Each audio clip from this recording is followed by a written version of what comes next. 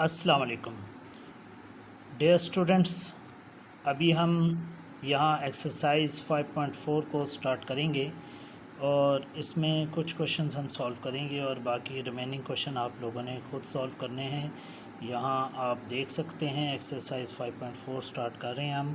इसमें question number 1 है हमारे पास x³ -2x² -x + 2।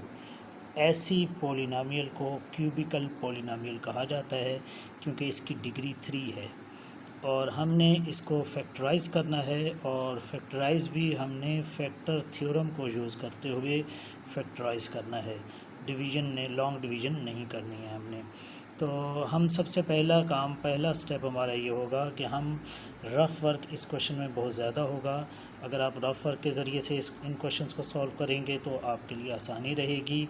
अदरवाइज़ अगर आप हिट एंड ट्रायल मेथड को यूज़ करते हुए भी किया जा सकता है, उस मेथड से अगर आप इसे सॉल्व करेंगे तो आपके लिए मुश्किल बन सकता है ये। अभी हम यहाँ बहुत ही आसान तरीके से इसे देखते हैं कि हमने इस एक्सप्रेशन को लेट किया है कि लेट p ऑफ x, ये हमारी एक्सप्रेशन है और इस एक्सप्रेशन में हम 1, -1, +2 एंड -2 इन 4 नंबर में से कोई एक नंबर इस एक्सप्रेशन में पोलिनोमियल में पुट करेंगे और जिसकी मदद से हमारा जो रिज़ल्ट है, जो रिमाइंडर है, वो 0 बच जाए तो हम उस नंबर को यूज़ करके आगे फर्दर क्वेश्चन को सॉल्व कर सकते हैं। अभी हम यहाँ 1 पुट कर रहे हैं। आप देख रहे हैं हमने रफ वर्क में 1 पुट किया। 1 का क्यूब -2 × 1 स्क्वायर -1 + 2, इसका क्यूब खोला है, इसका स्क्वायर खोला है और इसको सॉल्व किया है तो हमारा रिज़ल्ट आप देख रहे हैं 0 आ गया।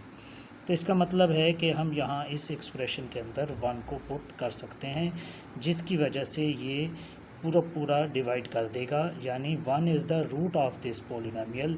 या आप ऐसे कह सकते हैं कि x - 1 is the factor of polynomial. अब आप इसको नीट वर्क करते हुए x को 1 पुट करेंगे और सॉल्व करेंगे। वही स्टेप्स हैं जो हमने रफ वर्क में किए हैं, उसी के मुताबिक आप इसे सॉल्व करके यहाँ लिख लेंगे और जब इसका रिज़ल्ट 0 निकल आएगा आप लिखेंगे कि x - 1 is the factor of polynomial.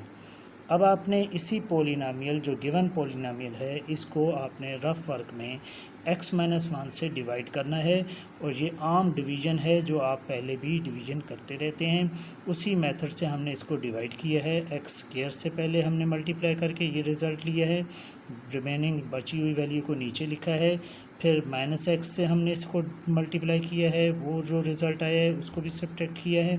Subtract करने के बाद फिर -2 से मल्टीप्लाई करके लिखा है और ये पूरा डिवाइड हो गया है। हमारा क्वोशंट ये बच गया है x² - x - 2 और इस क्वोशंट को हमने मिड टर्म ब्रेक वाले मेथड को यूज़ करते हुए इसकी मिड टर्म ब्रेक की है और इसके हमने 2 फैक्टर बना लिए हैं, x - 2 एंड x + 1। और बारी बारी x - 2 को अगर 0 पुट किया जाए तो x = 2 आता है, जबकि x + 1 को अगर 0 पुट किया जाए तो x = -1 आता है। इसका मतलब है अब हमने ये 2 वैल्यूज़ यहाँ पुट करनी है उसी तरह जैसे हमने 1 को पुट किया था। अब हम पुट करेंगे x = -1 और जहाँ -1 का क्यूब, यहाँ -1 का स्क्वायर, फिर -1 एंड -2। यहाँ आप देख सकते हैं कि -1 का स्क्वायर +1 होता है, -1 का क्यूब -1 होता है और ये -1 ये +1 बन गया है, +2 आ गया है। सॉल्व करके हमने इसका रिज़ल्ट फाइंड किया है कि इसका रिज़ल्ट भी 0 आ गया है। तो हम यहाँ लिखेंगे x + 1 is the factor of polynomial. दूसरा फैक्टर हमारा x = 2 है। हम यहाँ लिखेंगे पुट x = 2 और 2 को पुट करेंगे, 2 का क्यूब प्लस -2 × 2 का स्क्वायर -2 फिर +2, जहाँ जहाँ x था वहाँ हमने 2 पुट किया है। 2 पुट करने के बाद इसको भी सॉल्व किया है और हमने यहाँ देखा है कि इसका रिज़ल्ट भी पोलिनोमियल का 0 निकल आया है। सो x - 2 is also factor of this polynomial. तो इस तरह हमने टोटल 3 फैक्टर्स फाइंड आउट कर लिए हैं और आपको पता होना चाहिए क्यूबिकल पोलिनोमियल के 3 ही फैक्टर बनते हैं। तो हमने यहाँ लिखना है लास्ट में x³ - x² - x + 2। ये जो पूरी एक्सप्रेशन है इसके 3 फैक्टर, एक फैक्टर x - 1 है, एक फैक्टर x + 1 है और एक फैक्टर इसका x माइनस 2 है। ये जो हमने तीनों फैक्टर्स यहाँ लिखे हैं कि x minus 1 is the factor of polynomial, फिर हमने यहाँ लिखा था x plus 1 is the factor of polynomial, और यहाँ लिखा था x minus 2 is the factor of polynomial. तो तीनों को कंबाइन करके हमने यहाँ बता दिया कि ये इसके 3 फैक्टर्स हैं। अभी नेक्स्ट एक और क्वेश्चन हम देखते हैं। क्वेश्चन नंबर 5 है हमारे पास। इस क्वेश्चन को आप देख सकते हैं, ये भी उसी तरह का क्वेश्चन है। एक्स क्यूब है minus 2x square minus 5x plus 6। इस क्वेश्चन में भी हमारे पास p ऑफ x है, इसको हम पॉलिनोमियल ऑफ x कहेंगे। रफ वर्क में आपने +1 -1 +2 एंड -2 इनको पुट करके कोई ऐसा फैक्टर पुट करना है जिस पर इस पॉलिनोमियल का रिज़ल्ट यानी रिमाइंडर 0 बच जाए। इससे पहले आप रिमाइंडर थ्योरम या फैक्टर थ्योरम कर चुके हैं। पिछली एक्सरसाइज में हम बिल्कुल सेम उसी तरह कर रहे हैं, जस्ट हम यहाँ हिट एंड ट्रायल मेथड के अलावा एक जो फैक्टर है इसका, वो हम इन चारों में से कोई एक फैक्टर पहले फाइंड आउट करेंगे। और उम्मीद है कि ये जो जितने भी हम क्वेश्चन करेंगे उनमें से यही 4 जो है किसी न किसी पॉलिनोमियल का फैक्टर ज़रूर होते हैं।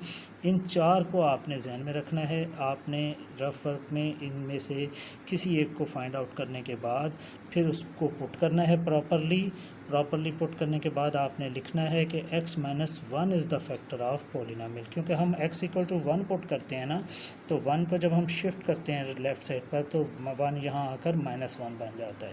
तो हम लिखते हैं x minus 1 is the factor of polynomial. फिर हम इसी फैक्टर जो हमने फाइंड आउट कर लिया है, इस फैक्टर से हम इसको डिवाइड करेंगे। कॉमन जो आम डिवीज़न का मेथड है, उस डिवीज़न वाले मेथड को यूज़ करते हुए हम इसे डिवाइड कर रहे हैं। और हमारा जो क्वोशंट आ रहा है x² minus x minus 6, simple rough work में डिवाइड किया हमने।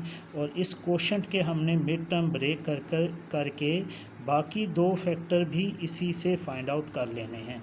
ये हमें पता चल गया है यहाँ के ये 2 फैक्टर्स हैं इस पॉलिनोमियल के, ये जो हमारी जिसको हम सॉल्व कर रहे हैं। लेकिन क्योंकि हमने ये प्रोसेस यूज़ नहीं करना, क्योंकि क्वेश्चन में ये कहा गया है कि फैक्टर थ्योरम को यूज़ करते हुए इसको फैक्टराइज़ करो, तो हम फैक्टर थ्योरम के यूज़ करने के लिए पहले हमने उसके फैक्टर डिवीज़न मेथड से फाइंड आउट कर लिए हैं।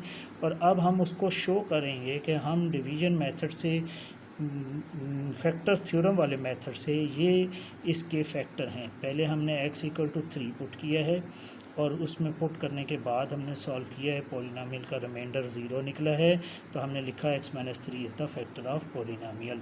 फिर हमने x प्लस 2 को 0 पुट किया है, यानी x is equal to -2 put किया है और उसके मुताबिक हमने सॉल्व किया है।